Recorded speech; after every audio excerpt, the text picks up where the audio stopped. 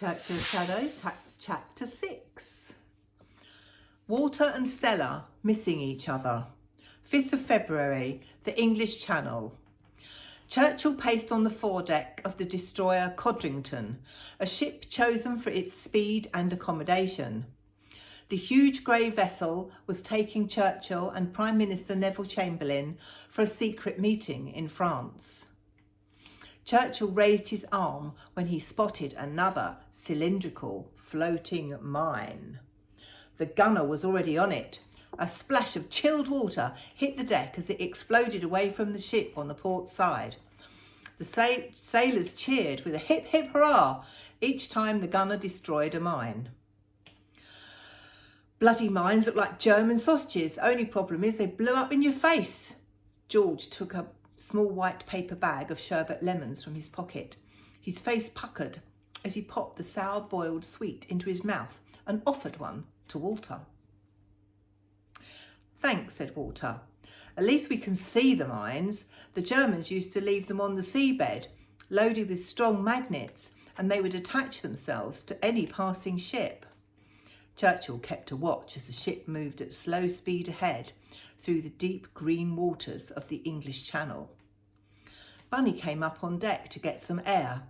She squealed as the little water sprayed on her from the next mine dispatched by the gunner. Her dress billowed in the wind, and she was soon surrounded by admiring sailors. Walter stood on the bridge and hated himself for not being able to draw his eyes away from her. Bunny glanced up at Walter and smiled.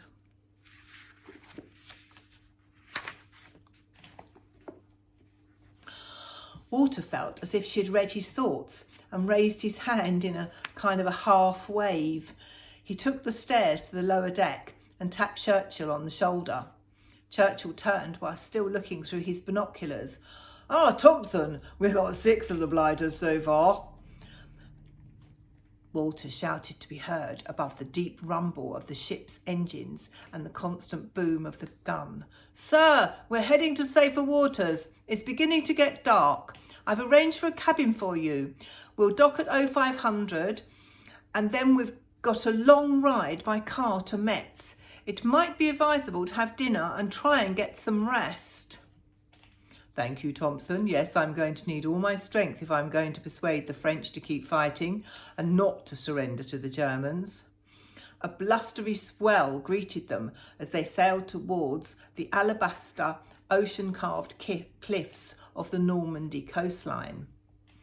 The ship sailed through the mouth of the River Seine in the early hours of the morning and into the port of Le Havre. A fishing vessel made way for them, allowing them to moor in the deep water dock. Churchill took Bunny's hand to help her disembark along the riding gangplank. George looked around at the fishing boats. "Where's the French Navy then?" Churchill smiled. "All in North Africa fighting Germans, I hope." 4 cars with engines running, each with a police bike outrider, waited to meet them on the high concrete dock. Walter spoke in perfect French to the drivers and handed each one a map with instructions. His eyes flickered up and down the road at the elegant 4-storey townhouses lining the quay. "Where's the bloody armoured car I ordered? None of these vehicles have bulletproof glass." This was the first time Churchill had left Britain since the start of the war, and it was a perilous journey into unknown territory. Walter stood rigid, his eyes sweeping round the dock, searching for danger. When he satisfied himself nothing was amiss, he took his place in front of the second car, drew his gun, and left it lying in his lap. George, who wasn't used to driving a left-hand vehicle, sat in the back with Churchill. "The French countryside looks the same as England. I thought it'd be different." He offered Churchill a sherbet lemon, and the old man winked and took one. George put the bag back in his coat pocket and took out his gun. "I'm quite enjoying my holiday in the comfortable back of the car." Churchill smiled and patted George's arm. He opened his papers and began to work. Frost covered every tree and mist collected in the fields and valleys as the convoy sped towards Metz. Walter gave clear hand signals from one car to another. He maintained a constant survey of the roads, studying each person and vehicle as they passed along the way. He checked and rechecked his maps to make sure the French driver of the first car did not deviate from the agreed route. Walter touched the message from Kate in his jacket pocket and stared at the road. How will I get away to meet Stella without putting the old man at risk? He glanced behind at Churchill, who looked relaxed and was reading his papers. Stella's unruffled confidence was being tested. The police had closed all major roads around Metz, and she was forced to leave the bus and go on foot the rest of the way. She knew time was against her. She began running, but the long road seemed never ending. She spotted one of her favourite cafes, Les Moulins, and she knew she still had 600 or 700 yards to go. She forced her legs to push harder, and the fog caused her lungs to burn. Just when she thought she could not go on, she saw the 17th century Hôtel de la Cathédrale in the distance, across the vast Place de Chambre.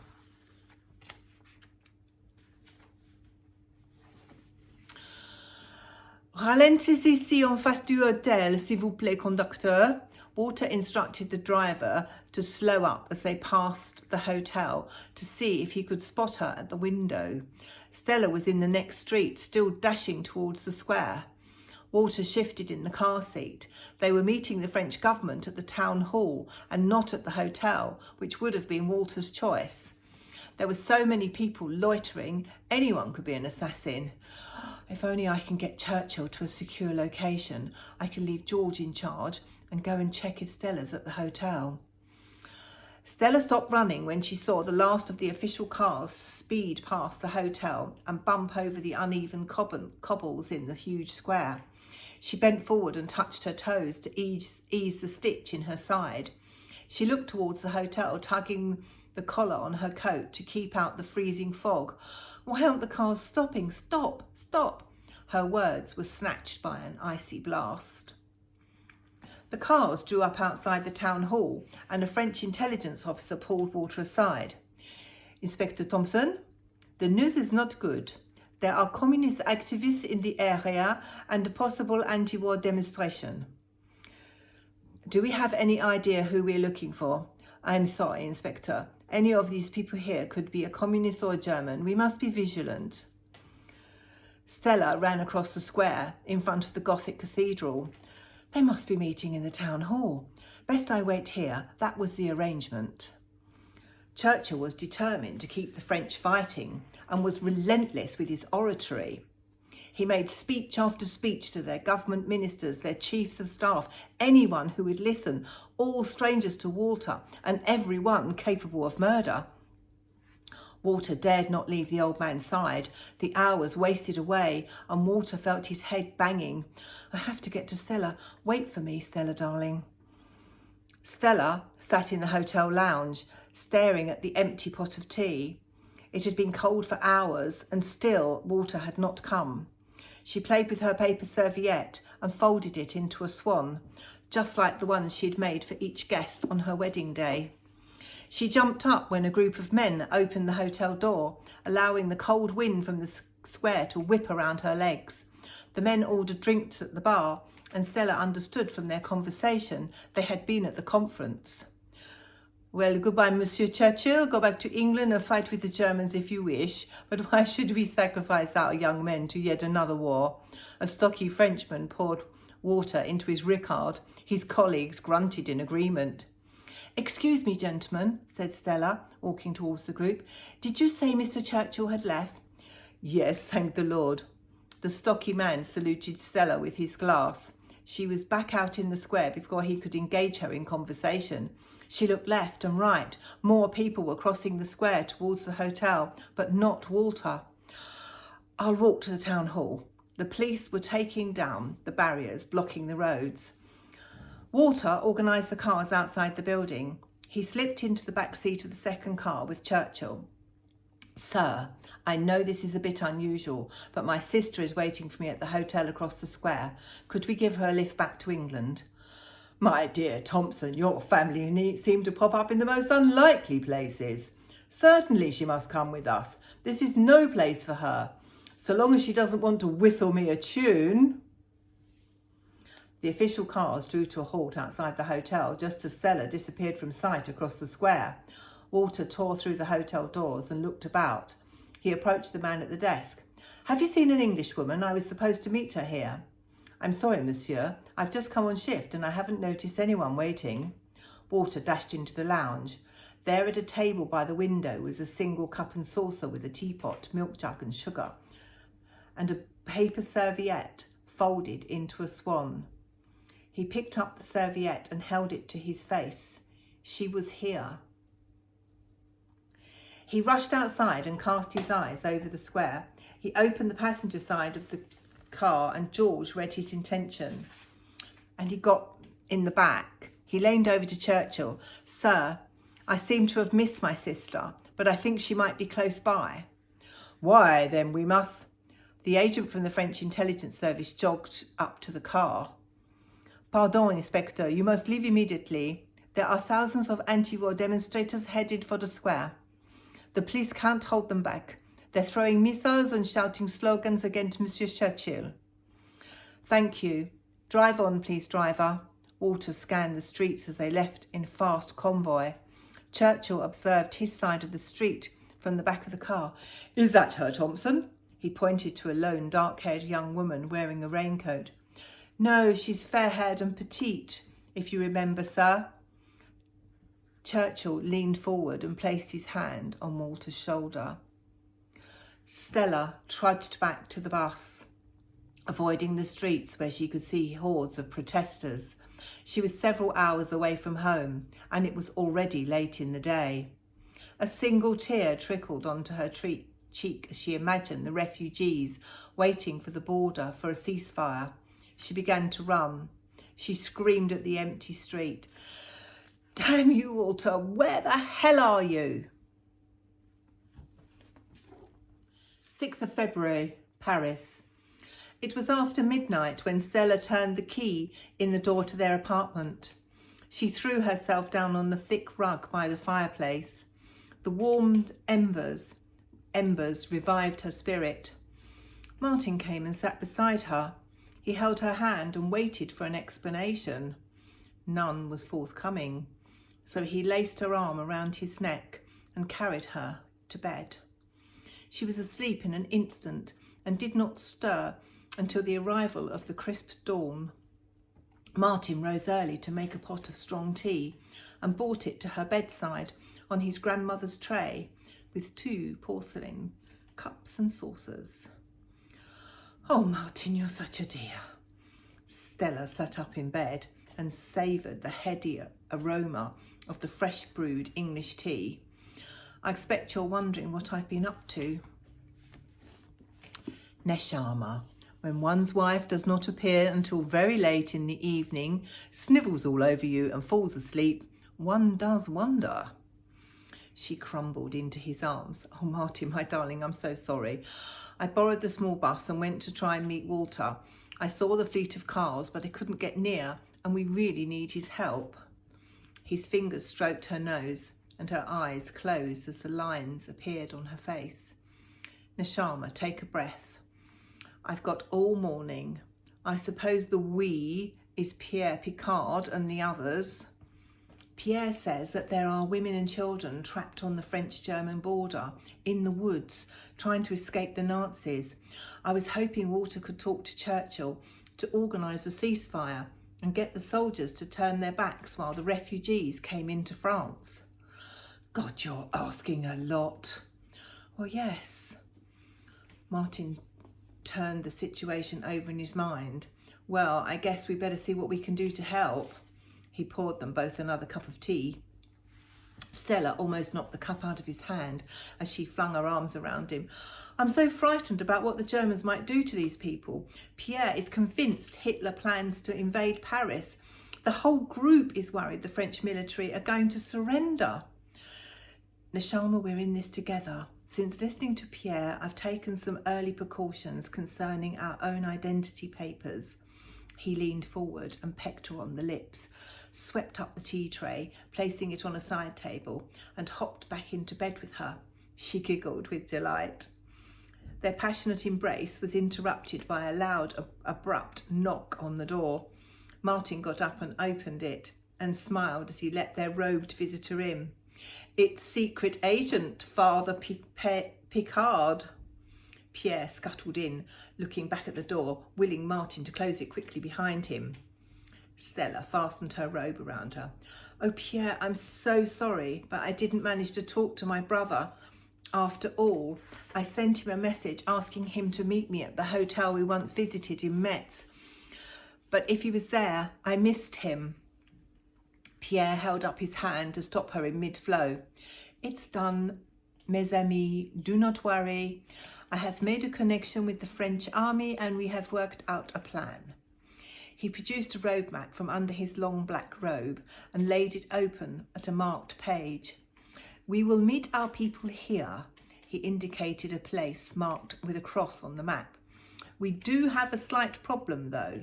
Stella and Martin chimed together. "Yes?" "Numbers. There could be more than 2,000 people trying to escape through this route, and the ceasefire will last for 2 hours, which is barely enough time to allow them all through." "Aha, all those bus fares," Martin nudged Stella, and she rolled her eyes. Pierre opened a notepad. "We're going to need about 30 of the large buses that seat 70 people each. Here's the plan. Our Catholic friends in Strasbourg will organise a festival on the day for their local saint. They'll try to sort out lots of local publicity so the Germans do not notice increased traffic on the roads from their reconnaissance planes on the border. There'll be a logical explanation. The coaches need to be there at 1 o'clock in the morning to collect the refugees. We'll shroud the lights to avoid recognition from the air. Some coaches will go on to Switzerland, but the majority will head to the Pas de Calais. We've organised coastal fishing boats to take them to northern Spain. These refugees are the ones for whom we've been able to get the identity documents from the Spanish consul. They'll go on to Portugal, a neutral country, and be helped by an American Jewish organisation to reach the United States or South America." "Well, you've obviously spent a lot of time planning this." Stella studied Pierre. His beard had grown and he carried a godly air, just like a real priest. Martin put a tray of hot drinks on the table. "Oh well, when you put together a plan like that, how could a chap refuse to help? What can we do?" "How many coaches can you let us have?" Martin poured the tea. "At present, I've got 12 coaches that are serviceable and 1 small bus." Pierre accepted the cup and saucer Martin held out to him. "We could use them all." Martin considered for a moment. "Well, that wouldn't be easy. 4 of them provide a regular service around Paris, so it would be a bit difficult to take them off the route. But I could reschedule the other 8. "Hang on, what date are we talking about?" "The plan is for May the 11th. Our intelligence sources believe Hitler's generals are planning an attack sometime later this month, so we have to get as many people out as possible before then." "Oh, well then, that's no problem. I've got 5 new buses on order. They'll be ready by then. I'll schedule them in for the religious festival. What's it called, by the way?" "We're working on it." Pierre sipped from the cup. "Ugh, tea. Can't you English make a decent cup of coffee?" 9th of May, Himmler's office in Berlin. There were 2 people Himmler trusted during the war. One was his masseuse, who relieved him of stomach pains. The other was standing right in front of him, SS Brigade Führer Walter Schellenberg. "Hand me the watering can, Walter. This plant is really dry. And so, have you considered the problem and formulated a plan?" "Yes, sir. We don't know where Herr Churchill will go next, so I have put together an operation to cover all eventualities. I have searched the SS for officers who are foreign nationals. All these people can pass for citizens in their own countries. They all speak the local language without any foreign accent. They are all undergoing training as an assassination squad." Himmler put down the watering can and took the report from Schellenberg. So, wherever Churchill might travel, we can parachute in people who know the country and the language and who are trained assassins. Yes, sir. We've even released some Russian murderers from a camp and recruited them. All expendable, of course. I've called it Operation Long Jump. Criminals, foreigners and dogs.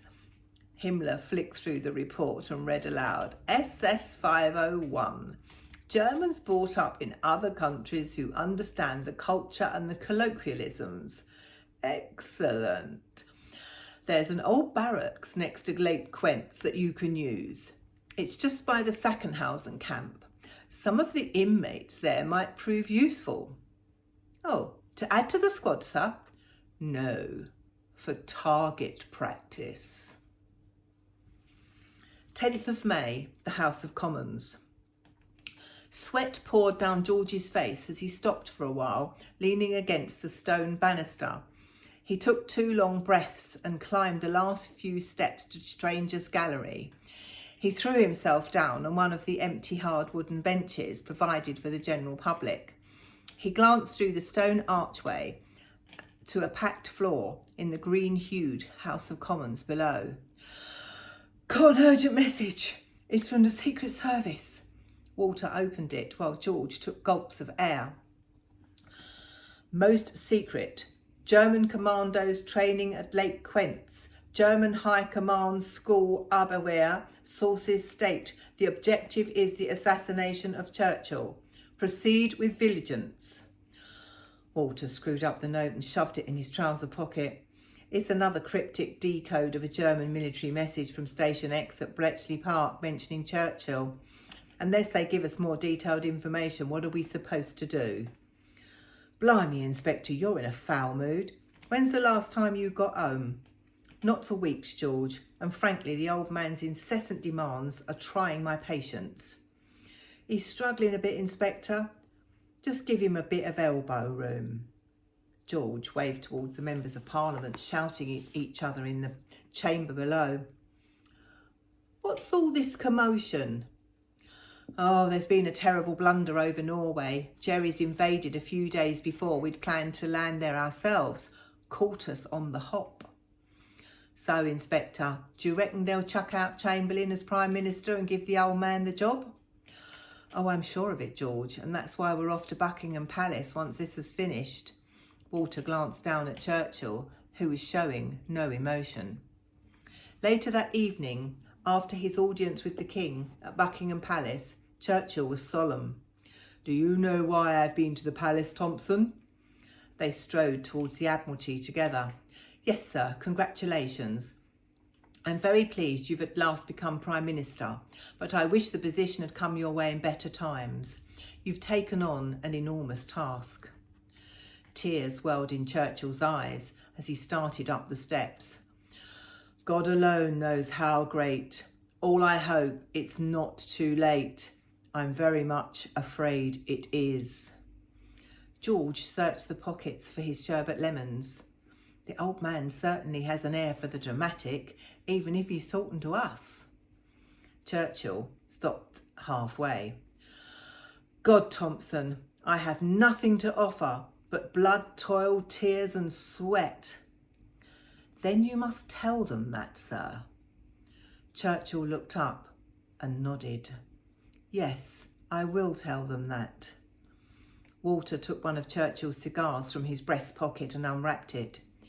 "Here, you often do your best thinking when relaxing with a cigar." Churchill sighed. "Yes, you're right. Now I'm in the driving seat, I must take stock of everything and see what is to be done." "What would I do without you, Thompson?" Walter smiled and offered Churchill his arm.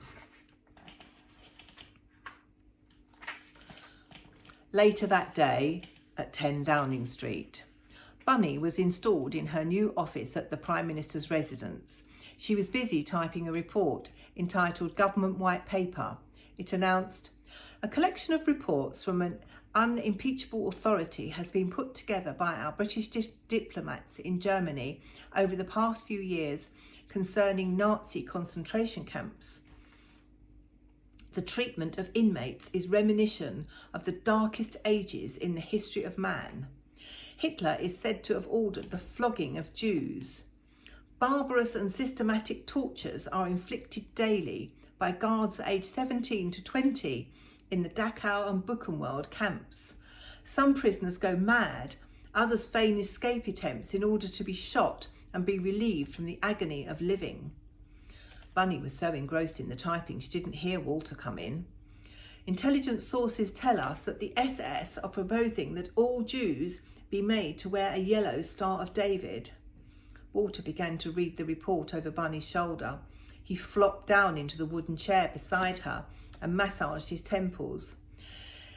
"Excuse me, Miss Sherburne, I know this is a bit irregular, but do you think you can try and get a call through for my sister in Paris?" Walter picked up a pen and wrote the number on her pad. "Anything I can do to help?" Bunny pulled the finished report out of her typewriter and tidied her desk. She pulled down the blackout blind over the window. "There, the office is all yours. I'll wait outside and make sure no one comes in." She moved just a little too close to him as she made for the door. "Thank you, Miss Sherburne." Walter picked up the receiver. George opened the door. "The old man's asking for you, Inspector." "Can you cover for me for 10 minutes, George? I need to try and make a phone call." "Right-o, mum's the word. I'll keep him occupied. Bunny, you guard the door." They left, and Walter took out his handkerchief and dabbed the perspiration on his forehead while he waited for the operator to make the connection. "I'm sorry, sir, the line is engaged or down. Can you try another number? Is it Paris again?" "Yes, it's a business number, Montmartre 347. I'll try it for you. Sorry, sir, I'm unable to make the connection." Walter replaced the receiver. He moved to leave. At the very second, Downward pushed his way through the door, with Bunny following behind, protesting. Walter stood his ground and put his hands in his pockets. Downward glared at Walter. He knew the inspector had been up to something, if only he could discover what that might be. Their showdown was interrupted as Churchill marched in, wearing his multicoloured dressing gown. "Just that last bit of dictation," he called out. "Oh, hello, Downward. Thompson, everything all right?" "Just looking for a pencil sharpener," said Walter as he opened the top drawer of Bunny's desk with one hand while breaking the point of the pencil in his pocket with the other. "Ah, there we are." He produced the broken pencil and the sharpener and ground the graphite. He put back the items and touched the folded paper serviette in his trouser pocket. "Do you mind if I take an hour off, sir?" "Oh, right, yes, of course. I'm probably working you a bit hard." None of us quite has your stamina." Walter's eyes flashed at Downward. Downward looked at the floor. Churchill tapped him on the shoulder. "And what can I do for you, Mr. Downward?" "Oh, sorry, sir. I'm the new Secret Service liaison for Downing Street. I was trying to find my office."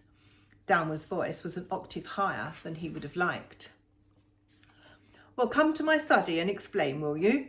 Churchill held the door open. Downward smirked as he followed Churchill and shut the door behind him.